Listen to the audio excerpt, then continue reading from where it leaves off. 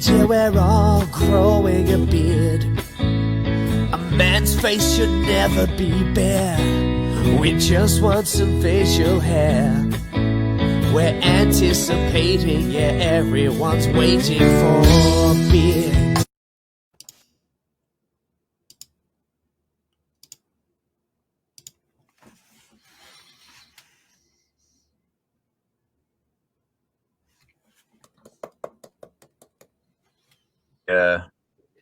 Reveal the things that you need to know about the people who are called to lead your churches and your ministries.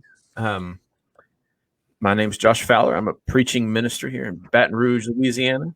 My partner that's with us every week, Aaron Partlow, youth minister in Topeka, Kansas, and joining us all the way from the great state of Texas, Amarillo now, Bryce Ballard.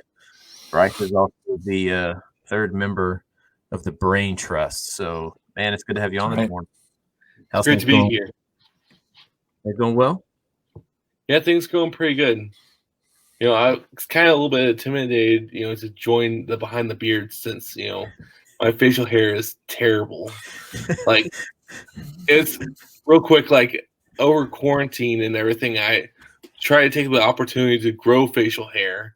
And so I took a couple weeks to, and, like, I don't know, I'm afraid that if my teens saw me, they would call me Patches O'Houlihan. And so, like, I decided to shave everything but my mustache because my mustache is kind of blonde. And just wait and see, like, how long it would take Allison, my wife, to notice, like, that I just had a mustache. Still haven't shaved. Well, almost. I mean, like, it seriously took her a couple of days after, like, I did that to recognize that I had a little bit of a mustache, but, like.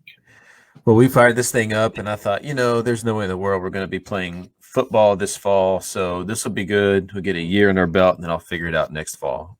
And then they started football, which means I have to shave because we're not allowed to have beards as officials on the football field. Did they make a bald cap for your beard? Like, yeah, right. So, like, you just kind of like you paste it on the under part of your face, and it looks like. Can't really tell if that's a beard cap or if he's really doesn't have a beard. Well, you will be happy to know, Bryce, that I actually do have your actual name on here. You know, because at first I did have Patches O'Houlihan as your name, but now people will know that you're Bryce Ballard when there's not a banner showing up here. Yeah, it's good. Bryce, are you excited to be our first official guest on Behind the Beards? I'm super excited because I'm a long-time listener, first-time caller, so, you know. Nice. Man, that's awesome. What's new in y'all's world? Anything new with you guys this week? Man, I just got off vacation, just got back in. We literally did not have cell service or internet or anything, and it was glorious and wonderful. When I went into town, you have to drive like 15, 20 minutes literally to get cell reception. And when we did, my phone just like blew up, and I was like, what happened? Turns out nothing happened. Just people like to tell me silly things. Yeah, I know. It's crazy. Well, I did the most South Louisiana thing ever last week. So we moved down here, and from the first day we moved here, Dustin had always said, I want to go gator hunting. We'd watched Swamp People. Oh, He'd yeah. seen all those things going on. He's like, I want to do that. So last week, a friend of mine calls me up and says, hey, I've had 3 gator tags this week. I've got 1 left. Can you come help me fill it? That's so I'm cool. like, absolutely, I can. And Friday morning, we went out and brought in, he was almost 11 feet long, weighed in at about 650 to 660 pounds. Cool. And nothing will... It's like half my size. Nothing will give you a greater respect for the power of some of these creatures than watching one and having to haul it in from about 6 feet. There's our production quality right there. It is great quality. I didn't have one on my actual computer to share. I would have. Pretty cool stuff, man. Super and before we get there, let's go ahead and just ask this question. We're going to be talking about family and kind of how family is affected by the calling that we have as ministers. in different ways. Maybe we protect them. But if you're out there watching, because I realize we're not the only people. We don't have the market cornered on our families being affected by jobs and careers. So if you're out there watching, listening, how is your family affected by your job? And we'll field some comments as we move along here. Good to see the Stephen Partlow, and I imagine Joan's probably there with him because she always is, right? Like that. Rarely is my mother-in-law with my father, but yeah. Oh, that's different states. Other side of the family. The Votas probably are watching, so hi to them. I do commend my dad. He's retired and gets up at 8 a.m. on Tuesday to watch his son's podcast. So if that ain't love, I don't know what is. Because if it was me, I'd be like, Sam, I will watch it when I wake up. Catch the replay, right? That's right. Still feel like summer where you're at, or are you actually going to taste the fall? It's actually it's about 45 degrees this morning, and so that's why I'm wearing a jacket. But it's all over the place because then this afternoon it'll be 83 degrees. So yeah, I wear a jacket because it doesn't matter what the temperature is outside. I keep it about 65 to 68 in the office. So keep it nice and cool in here. Yeah. And yeah, we need to put together a blooper reel. I'm sure we've got plenty of opportunities to put together a blooper reel. Well, Bryce, when we get going here, man, tell us a little bit about your path to ministry. The folks here have heard all about Aaron and myself, but tell us about yourself, your family, what's going on, and how you kind of got into this crazy world we're living in. Well, for me, ministry has always been a huge part of my life. My dad is actually a preacher, and when I was first born, he was a youth minister, and so it's just always been something that's been a huge part of my life. And so I always knew that since I was 16 that I wanted to be in ministry. And so I decided to take a little bit of a weird path, and so I decided to go join the Adventure in Ministry program, which is down in Lubbock, Texas, which was crazy going from Indiana all the way to Texas. And then from there, I spent 8 months in Texas and then got put on a team and then spent 13 months in Mexico City, and found out really that I didn't want to be a missionary. I wanted to be a minister. And so from there, I went to York College, and then I did some youth ministry internships. And the first one that I did, I had a co-intern who was absolutely beautiful. And did you tell Allison? Well, it was Allison. And so that's how we met, because she was down at Harding and I was at York. And so about 2 weeks into our internship, we started forbidden love. Yeah. But I mean, it's really kind of cool because we fell in love doing youth ministry. And apparently that's one of the things that attracted her to me, was that I wanted to be a youth minister full time. And that's something that she felt kind of called to as well. And so I finished my degree at York and then went to do a job in Kansas, a youth ministry job in Kansas, where I got connected with these two hooligans and formed the Beautiful Brain Trust. And then God called me to go to Texas, and now I've been here for a little over 3 years doing youth ministry. And it's kind of crazy because when we moved, Allison had her degree in early childhood education, and she's a preschool teacher in Kansas. But when we moved here, God just opened up a door to where she's the children's minister at our church.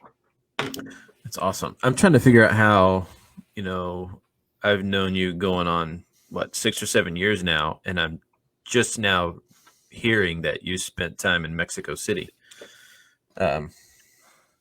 Is that a conversation I just missed on somehow? But I don't think I knew that. guess maybe we just talked about it more when you moved to Louisiana. But yeah, I definitely knew that. You knew that, man.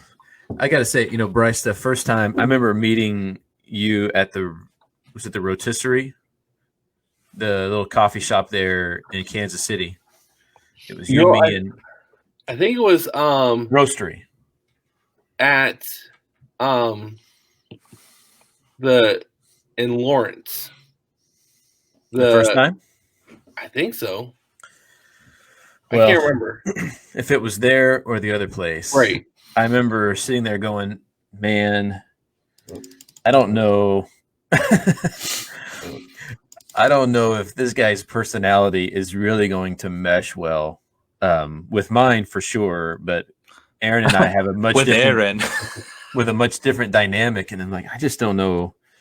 I don't know how this is going to work, man. I don't really see how he's going to really blend in with this. But it only took about one meeting for me to kind of step back and go, this is it was really cool just to see the way our friendship and our ministries kind of gelled together. Yeah, absolutely. Every time one of us was a little short, somebody would come in and drop an idea that just was sometimes revolutionary and completely changed our course. So it's been really cool to be able to work. First time I'd ever really been a part of something like that, because in my career, you're always kind of on your own, figure it out, make your way, and pretty cool stuff. You got a little baby too, right? Yeah, 7 months old. Really, 7 months already? Yeah, it's crazy. I don't know. It's just been a weird, crazy year, because like he was born on March 9th, and then about March 11th is when like we were really told to started being told to bunker down and stay at home and stuff like that. And I was like, easy, got it. Yeah, that's right. It has been 7 months since we've been in since this pandemic really started. That's crazy to me to think about that. Yeah. And Aaron, we know about your ministry and stuff, but tell us about what Lauren does and Sam. And Sam doesn't do anything. He is worthless, does not pull his weight around here. He just leaves his toys everywhere. I mean, just come on, man, get it together. Drives his big Jeep. When I was your age, I was mowing lawns and picking apples at the orchard. I don't know. Okay, so yeah, well, Lauren is a full-time occupational therapist assistant at the University of Kansas St. Francis branch here in Topeka, and I butchered that name, and she will punch me in the arm for that. But it's also 4 times longer than that. But anyway, that's where she works. She does that full-time. She talk about somebody who is dedicated to volunteer youth ministry. She changed her hours from the norm. She gets there now around 6:30 and gets off around 3, just so that she can get home, get changed, have a little bit of downtime before we step in and do some youth ministry activities and do some other stuff. So she changed her hours just for that reason. Yeah, I know. My parents have declared, I think when I brought Lauren home and we were just dating, they said, hey, we just want you to know that if you wise up and dump Aaron, we will support you over our son. And I think he's calling you out. I think he's calling you out on the things you said you did growing up. Oh, yeah, that's true. That's true. No, those are all true. I did all those things. In the snow, I mowed the lawn. Anyway, so we do that. Sam just turned 2. So talk about 7 months. 7 months was a blink and a half ago. I mean, I'm getting pictures on Facebook, likes to remind you how time flies. And I'm getting those memories of Sam being in the hospital and jaundice and all that kind of stuff. And it's crazy how fast your life changes. But Josh, tell us about Heather and tell us about Heather has had multiple jobs. Your life continually changes. It does. So Heather graduated with a degree in biology 5 days before our oldest was born. And she wanted to go into the medical field. She wanted to do physical therapy. But when when Dustin was born, she decided to stay home and work out of the house. So she's been she's watched kids. We've had daycares. She's done all kinds of odd jobs you could do from the home, so she could raise our 3 kids. Our oldest is about to turn 21. Can you believe Dustin's about to be 21? I can't. He was just a little. He was the gopher. He was the I know. gopher. He was the little goofball at camp who was winning all the ladies' hearts. Always around. Now he's a corporal in the Marine Corps. Wow. Props to him. Jody is she's a senior. She just turned 18. She's getting ready to graduate from high school, and my youngest is a junior. So at 43 years old, we will be officially empty nesters, although I'm not sure Dylan is going to leave home. Did you just say Dylan's a junior? Dylan's a junior. No, Dylan, I'm pretty sure is in 8th grade.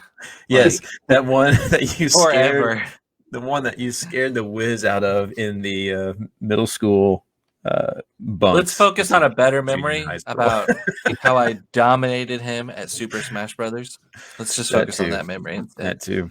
I have never seen somebody so sour than that night of, I cannot believe that this old man just beat me in Smash Brothers. Yeah. So my wife is now in nursing school.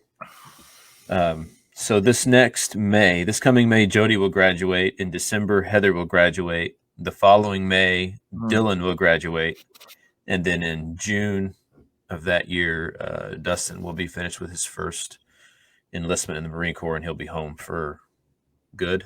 I don't think he's going to re-enlist. So I got a big year and a half or so coming up for our family. And it's kind of crazy. 2021. 21, 22, yeah. We talked a little bit about, wives, but ministry is such a funky blend of a calling and a career. And Bryce talked some about his wife and his ministry, and you talked some about your wife and your ministry. Anything specific that what's the role that they play though in your specific ministries? Well, for me, it's changed just because now, not only is Allison a youth minister's wife, but she's also the children's minister. We should have pulled Allison in on this too. I know. That would have been really great. And not only now am I the youth minister, but I'm also the children's minister's husband. Right. I was just, okay, so that's, when I made that comment, that's what I was thinking. How did your life change now? Are you more involved in children's ministry than Absolutely. you thought you would be? Yeah. Yeah. I mean, it's I don't know. Before, COVID and before Isaac, last year was just crazy where we were just busy almost every weekend just because we're either doing my events or her events. And it works out kind of great because, neither one of us has to take vacation time to help each other. And also, our offices are right next door to each other. And so, we are just able to kind of help each other and just kind of, I don't know, we kind of help fill in the gaps for each other, and it works out pretty great. But it also just means that a lot of times we're pretty busy just because we got lots of stuff going on. It's an interesting dynamic. Yeah. Hey, want to meet for lunch? Yeah, sure. Just open the door. You need to put a door in your an adjoining office, maybe. Sherry sit down at the table and it's Bryce, let me tell you what the youth minister did today. You'll never believe. You'll never believe it. You can tell me if you guys have kind of been in this, but I've found myself. There's so many things that we bear and carry as ministers. Sometimes it's it's hard for me to separate the role my wife plays Mm. as my wife and as the minister's wife. There's a lot of things, and I think there's a lot of things we assume that churches expect of our wives and of our families, that maybe they do or maybe they don't, but we just have this assumption that it's so, and we kind of act on it instead of asking and verifying. But what I really have to be careful of is making sure that the stresses and pressures that I feel, sometimes with people, sometimes with things that are done or not done. If you know that typical image of the mama bear that protects her kids, Yeah. we've seen that kind of meme that comes out. She's that way with me, and so I have to be really cognizant about protecting her spirit. And making sure that I'm bearing the pressure and the stress of my job in a way that's fair to her and fair to the church as well.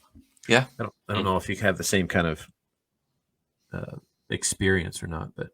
So, interesting story. My brother-in-law, he was interviewing for a position, and when he was interviewing at the church, they sent him a questionnaire, right? Very typical. If you're a youth minister, you're interviewing for a church, they want you to fill out a questionnaire and that kind of stuff. And then they emailed him a separate document that said, hey, this is a questionnaire for your wife. And he emailed them back and he says, hey, I'll let you know right now, like, you're hiring me and you're not hiring my wife. This is not a 2-for-1 deal. You're hiring me. So I would be happy to fill this questionnaire out, and interview process. If you'd like to talk and ask my wife some questions, you're happy to do that, but she's not going to fill out a questionnaire for this. And it's sometimes that idea where churches kind of expect, or maybe it's parents, or maybe it's the congregation, and maybe it's not coming from leadership at all. But this idea of, oh, we're paying your husband, so we get you too. Like it's always a 2-for-1 deal. Some scenarios, it could be a 2-for-1 deal. Like Lauren does an extreme amount for our youth group. She wants to be there for all the youth events, all that she can, all that kind of stuff. But at the same time, to expect that, it sometimes will fall out in this sense of taking advantage of her volunteering. You know what I mean? So it's that idea of, oh, well, Aaron's doing this event, Lauren's going to be there, so that's 2 chaperones. Well, especially now that we have a 2-year-old, that's not always the case. Like sometimes all you do is get Aaron. And so sometimes I feel like that's kind of been a crutch in my ministry in trying to find volunteers, is having a wife who is so involved in the youth ministry. Having another adult sit in my Wednesday night classes so that I have a second adult. Lauren's always there, but it's hard to get somebody else to just sit in a classroom, so that's kind of been, and yeah, in the same way, Lauren gets real. My mom will tell you this. Yeah, my mama raised me with thick skin. She raised me with thick skin. She's always raised me with thick skin, and in a very loving way. I've talked about how I really feel like my mom prepared me for ministry. And I feel like sometimes I have to protect my wife because, comments that can come to me and I go, okay, well, I can weed through that and let that and find the nugget of truth or the gold that's actually in that comment. But sometimes that affects her a little bit differently than it does me, for sure. What about you, Bryce? Yeah, I mean, it's been, well, here she's more involved because she's just also part of the staff. Mm-hmm. But I remember back in Kansas, there was just some stuff that I just couldn't really share with her because I knew that it would affect her in a certain way. And which, I don't know, just trying to protect her feelings and just her love for the church almost, Mm-hmm. Because sometimes, I don't know, when you're in ministry, you don't get to worship as a family always because you're working. What some people think the only day that you work. But Very in true. a way, it's what's made, at least when we were at home, kind of special, especially starting out as a new family of 3, like being able to worship as a family and not have to worry about who's got nursery covered, like who's got Bible classes covered and stuff like that, and try and juggle like 5 different things. But I don't know. And I've had to find recently now, like that same thing, like where I especially relied on Allison to always be there as a chaperone, basically for all my events. And now, like trying to find other adults just because I know she can't be there. Mhm. Yeah. You have a baby to take care of. Well, especially in youth ministry, because of the nature of the events that you're involved in. Kids is a game changer. Mhm. Having your own Yes. children really changes the dynamic. I came into ministry with kids who were already not grown, but they weren't toddlers anymore. Dylan was the youngest, and he was in elementary school. So how has having kids changed the way you do ministry? I think having that, 7-month-old, right now it's been halfway easy because he's just basically sitting in a stroller or like play on the floor and stuff like that. And also, the middle school girls think that he's like the cutest thing ever, which he is, but that's just the dad. But for us, because we work together, like our office hours have just been hijacked, Yeah. because our closest relative is in Dallas, 6 hours away, and so like we can't pass them off to grandma when we go off to work, and so we are having to talk through things and be like, all right, I got this morning. Can you watch them the first part of the morning, and I'll take the second after part and stuff like that, and trying to keep a 7-month-old entertained in an office while also trying to get classes prepped and youth events planned, and but then also, at different events, making sure that I have at least another adult now, just in case Allison has to go do something, because she feels that that especially like the middle schoolers and the middle school girls are like a huge part of her calling, and one of her favorite parts of ministry, and so she still wants to be involved with that, but just trying to find a healthy balance of being involved, but also being involved in our own child's life. And Absolutely. Just I was laughing so hard because I was thinking of when Sam was, I wouldn't say he was like 4 months old, something like that. I had at that time a guy who, Rick Steele, professor at the University of Kansas, awesome guy. He was teaching our Bible class, and okay, sorry. And we were sitting there. Sam was about 4 months old, and I was holding Sam. And Sam has a very loud bowel movement. And there's this Rosie, one of our high school girls, is sitting right in front, and it was long. And so she heard it and was and turns around and is like it's still going on. And I was like, yeah, you want to change that? And it was so loud and echoey in our teen room, and so it just echoed, and it was it was just class derailing. I had to take him into the other room and change him, and but it was the first time I had to teach class, and again Sam was too young to go to the drop off nursery. Lauren was the only adult who was coming to my class. So I didn't have, so she came to our class, she came with Sam. I couldn't teach class like this when Sam's taking a nap in class, So I teach class normal. Sam wakes up. So trying to manage and teach a class while a baby is crying because it just got woken up and all these kind of things. It was like the big realization of we're going to have to do things differently. We have to adjust here. And so there is, so it was just, that was like the big eye opener for us of, okay, we've got to try and do things differently. We've got to do. And so, it was really interesting and it was really hard, to make that adjustment.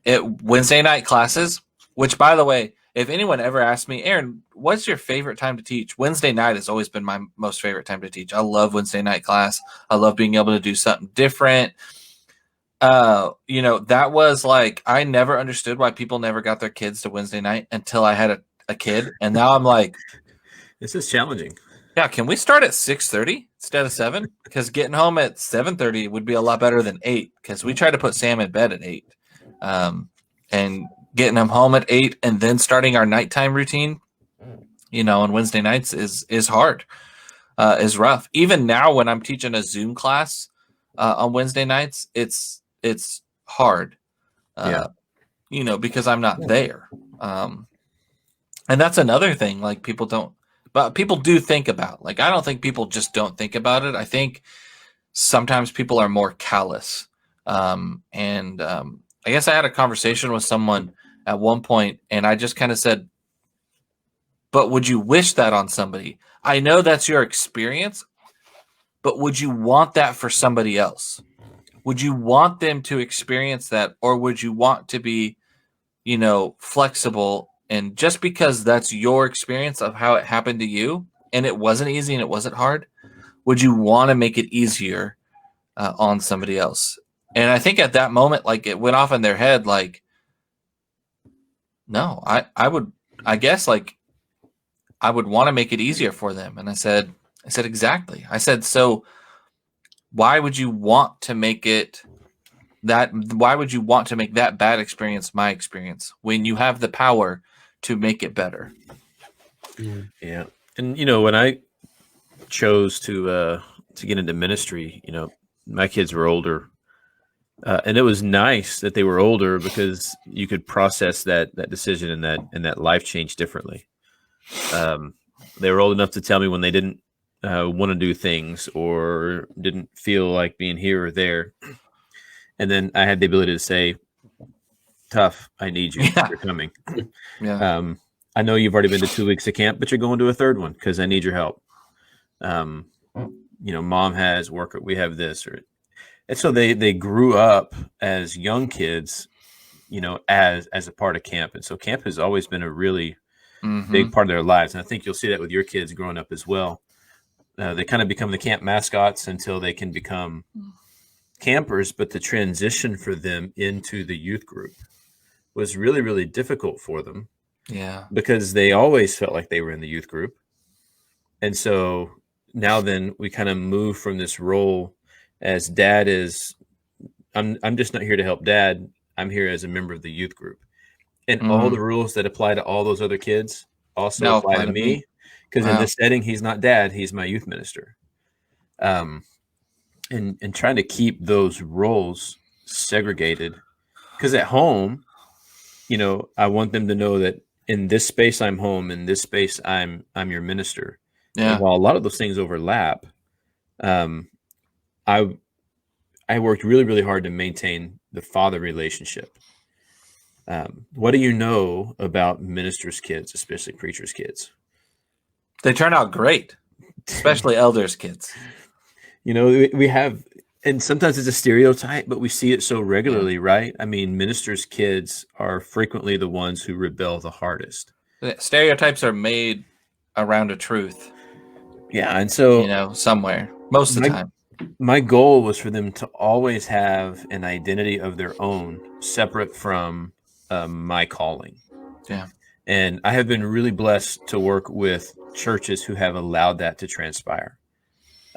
Some because we set a precedent early on in those ministries. And the same thing with my wife. When we got hired on here, it was they're like, well, so the preacher's wife always teaches ladies Bible class. I said, well, we can find someone else to teach ladies Bible class because Heather won't be teaching ladies Bible class. She will participate. She will be there every chance she gets, but that's just not where she's gifted, not what she desires to do. And they've allowed her to serve as my wife in a capacity that suits her ability and her giftedness, not because of some expectation. And the same with my kids. We have the conversation. They say, hey, can I go with my friend to this event at their church? It's on Wednesday night.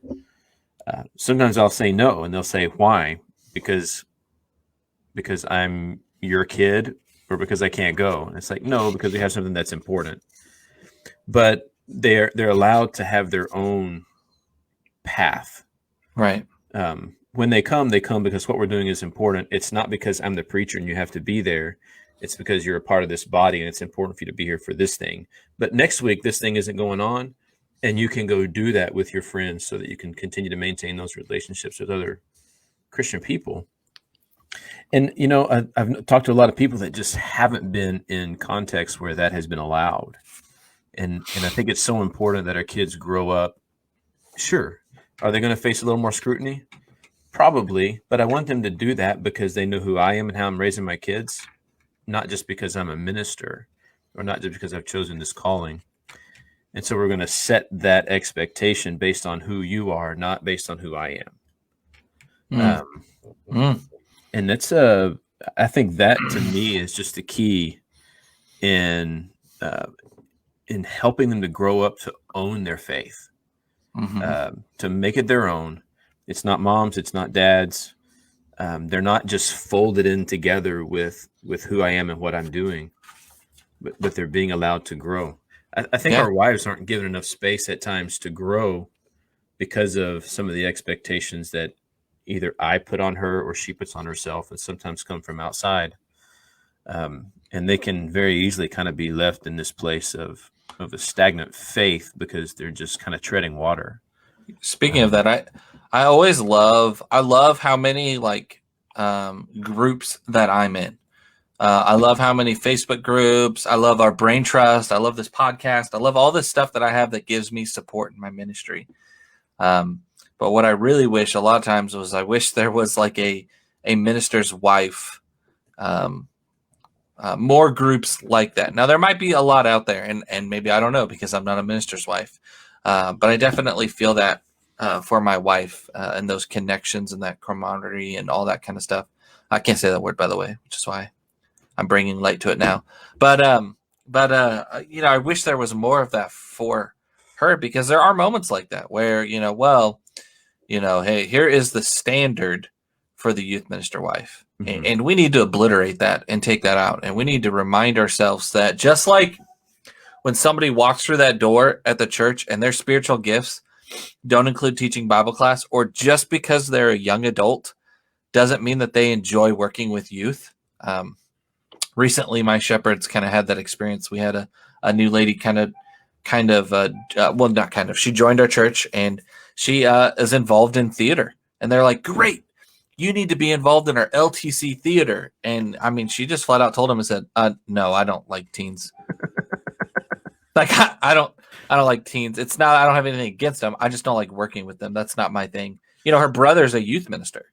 And so they just assumed that that's what, she would be really interested in.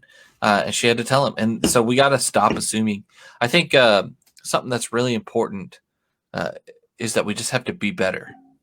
We should always be striving to be better. We always strive to be better Christians. We should strive to be better in recognizing ministers and their families and what they do. We have to stop saying, hey, take family time, and then making them feel guilty for taking family time. Like, that's one that I wrestle with is I get beat up sometimes. Like, hey, are you taking time for your family? Are you taking time for your family? And so a non-official church event, my wife and I skipped to take some family time and go on a nice walk and take our dog back in the day. And an hour into that event, I get a call. Are you lost? Are you not coming out? And I said, no, we're out at this place and we're taking a nice walk and enjoying the evening. We're actually going to have a picnic. And that's all I got back. Like, was just like silence. And I was like, it's funny because I thought I lost you for a second. yeah, I was like, we are taking family time to build and to bond because we don't get a lot of that because Lauren works mornings. As a youth minister, you work a lot of nights.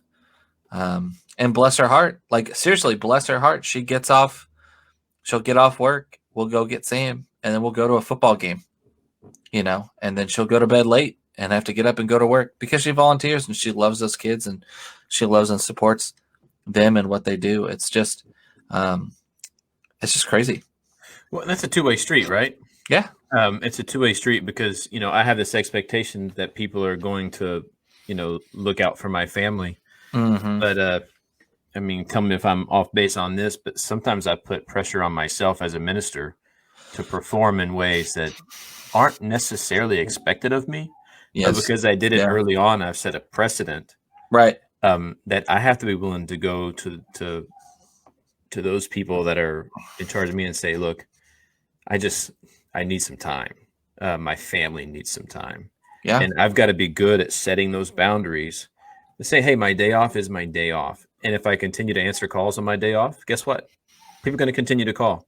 Yeah. But if I set that time aside as sacred. I get that one a lot. And I know. I need to do that one better too. Yeah. So there's a responsibility on me to make sure those boundaries are clear. Absolutely. That might just be our behind the beard moment right there. We'll come back to that here in a little bit. Yeah, right. You got anything to add, Bryce? Yeah, it's just hard, especially also kind of going back with people have expectations of you might be just like our last youth minister, or you just might be like our last youth minister's wife, and so kind of the flag. That's a technical foul on Bryce for saying the last youth minister. We don't use those.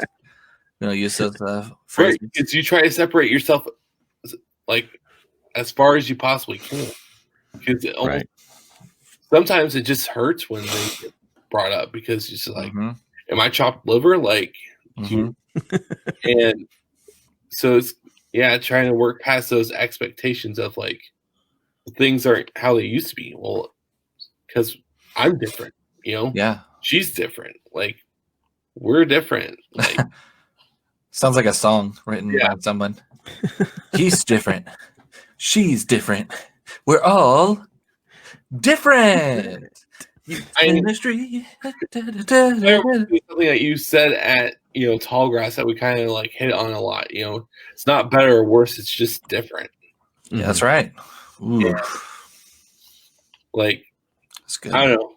It's something I've almost had to remind myself a lot of lately, as basically as now a youth minister with a kid.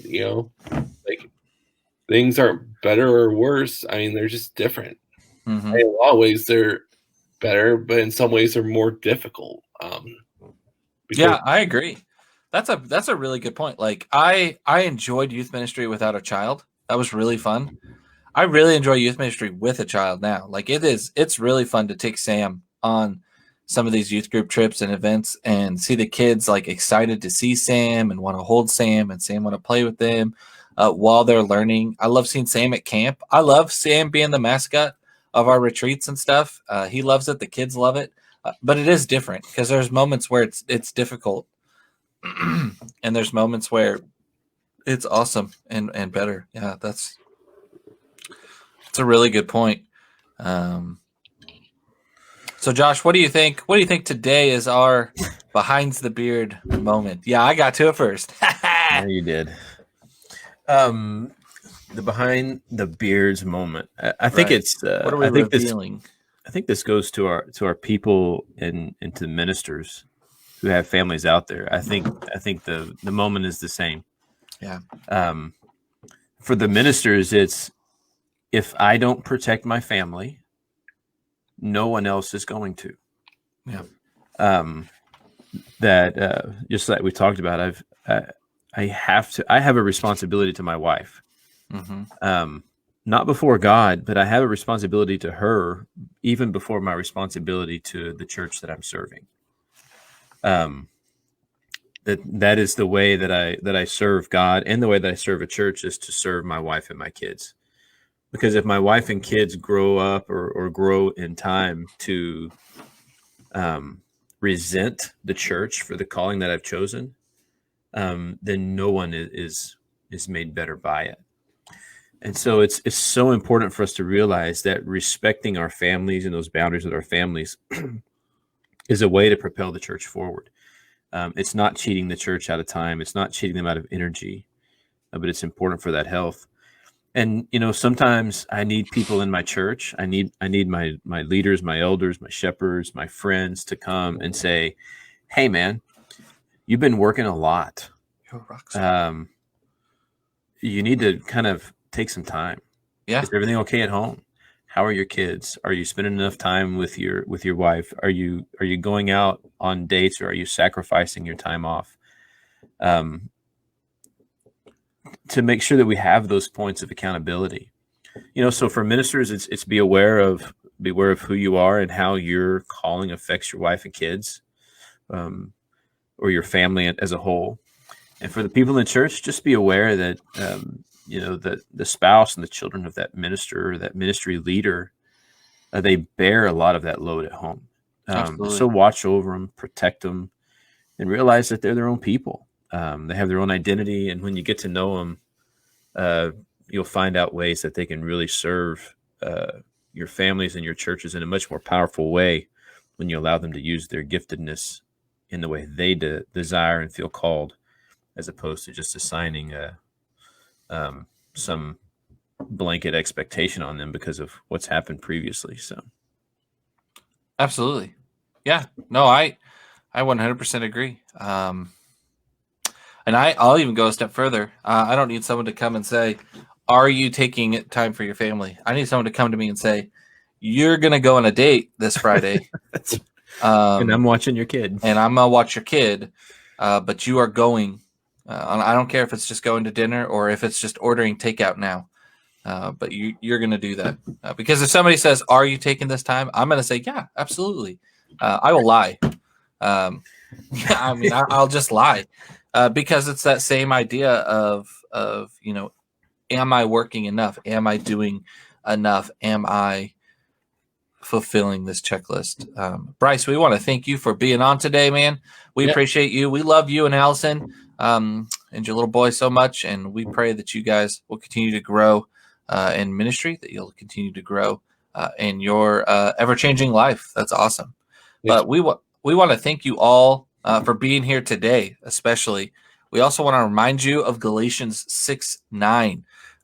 Don't grow weary in doing good.